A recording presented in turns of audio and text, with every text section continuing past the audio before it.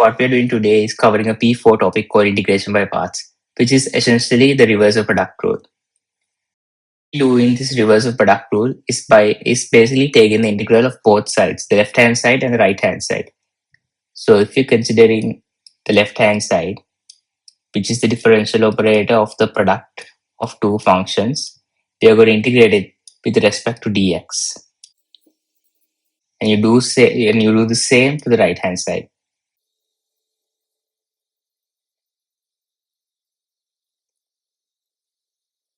As we already know, when you're taking the integral of a differential function, the result will be, of course, the parent function, which is inside the brackets, because the effect essentially cancels out. So the integral of a differential operator will be the parent function. In this case, it will be uv, and this will be equals to the usual that we wrote on the right hand side, dv over dx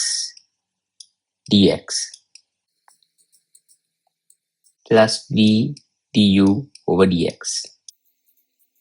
So basically what we do in this scenario is basically isolating this particular integral here. So we get to the general form of the integration by parts. So by isolating, we can get uv here, and you take this to the left hand side, so it becomes minus v du over dx. So this is the general form for integration by parts, and we'll be using this in questions. To understand, there are two possibilities when using integration by parts. You should either use integration by parts once, or there may be instances where you have to use integration by parts twice or more. A case where you use integration by parts twice or more is basically when the v value, as I already told the form before, which is basically the integral of u dv over dx. So when considering this form, u is going to be x squared dv over dx, so the differential of v is going to be e to the power x.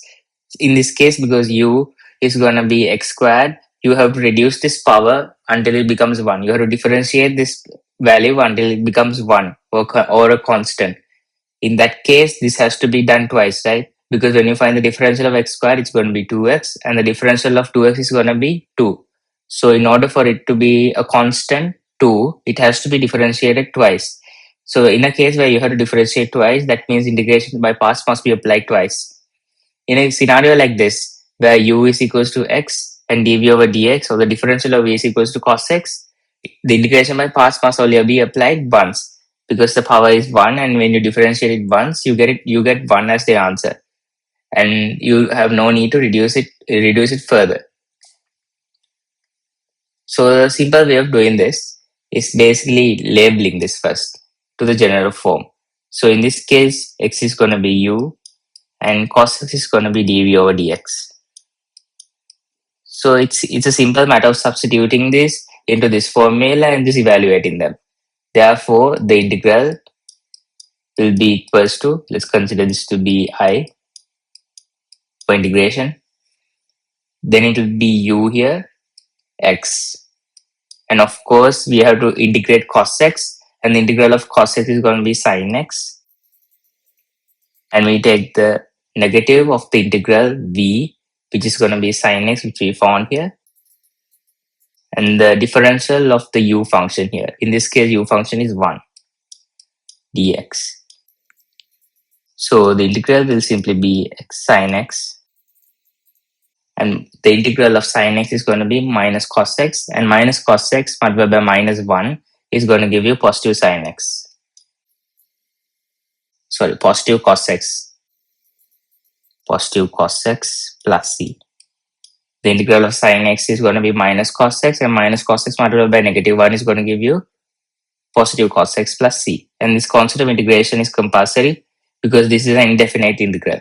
So in a scenario, as I said here, you have to do integration by parts twice. And I'll fast forward this part, so it will save your time. So as you can see here, what I have done here is applied integration by part once. And I got to this part here. Let's call this part 1. And I have gotten another part where I have to use integration by parts a second time. This is the part where you use this integration by parts the second time because it is a product of two functions. And of course, when there's a product of two functions, the only way to go is integration by parts.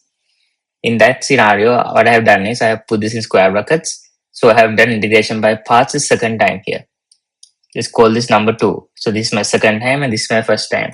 And I applied my integration by parts the second time and then I came into this answer. So this is the usual way of applying integration by parts into questions.